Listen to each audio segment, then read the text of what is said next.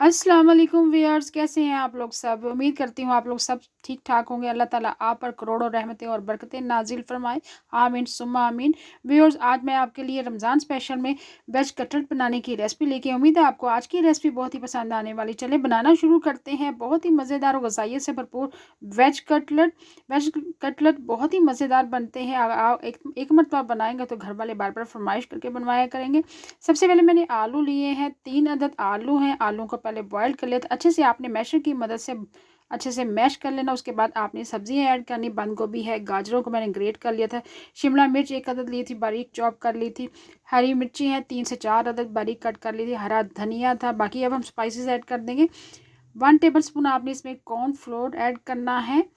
1 teaspoon आपने धनिया powder add करना है। हाफ़ टी स्पून आपने अजवाइन ऐड करनी है। 1 टीस्पून आपने ज़ीरा ऐड करना है। हाफ़ टी स्पून आपने काली मिर्च पिसी हुई ऐड करनी है। 1 टीस्पून आपने नमक ऐड करना है। 1 टीस्पून आपने कुटी हुई लाल मिर्च ऐड करनी है। स्पाइसेस आप अपनी मर्ज़ी से कम या ज़्यादा कर सकते हैं।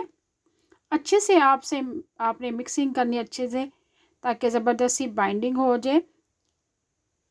अगर आप अच्छी मिक्सिंग नहीं करेंगे तो टिक्कियाँ जो है अच्छे से नहीं बनेंगी। देखिए, एक मैंने टिक्की मेकर लिया है। टिक्की मेकर की मदद से हम कटलेट बनाएंगे, या आप हाथ की मदद से भी, हाथों को थोड़ा सा पहले आप ग्रीस करके उसके बाद आप टिक्कियाँ बना लें। प्लीज़ व्यूअर्स, आपसे रिक्वेस्ट है, अगर चैनल पर आप नए हैं चैनल को सब्सक्राइब करें, लाइक करें और फैमिली फ्रेंड के साथ शेयर करना मत भूलिएगा। और रमज़ान में इस तरह के वेज कटलेट बनाएं और घर वालों का दिल खुश कर दे। सेम इसी तरह मैंने तमाम कटलेट रेडी कर लिए थे टिक्की मेकर की मदद से। अब हम कोटिंग करेंगे अंडे की, 1 अदद अंडे की। आपने अंडे को आपने बीट बहुत अच्छा सा करना है। अगर आपका अंडा अच्छे से बीट नहीं होगा तो टिक्की अच्छे से कोट नहीं होगी। दूसरी तरफ मैंने पैन में ऑयल भी गर्म होने के लिए रख दिया था। अंडे की आपने कोटिंग करते जाना और मीडियम टू लो फ्लेम पर आपने टिक्कियों को फ्राई करना है। वेज कटलेट देखें दोनों तरफ से ज़बरदस्त सा कलर आ चुका था और दूसरी तरफ मैंने टर्न कर दिया है। आपने रमज़ान में ज़रूर ट्राई करना है इस रेसिपी को, और बच्चों को आप इस तरह इसके बर्गर भी बना के खिला सकते हैं। इसको टमाटो केचप के साथ सर्व करें, दही के रायते के साथ सर्व करें।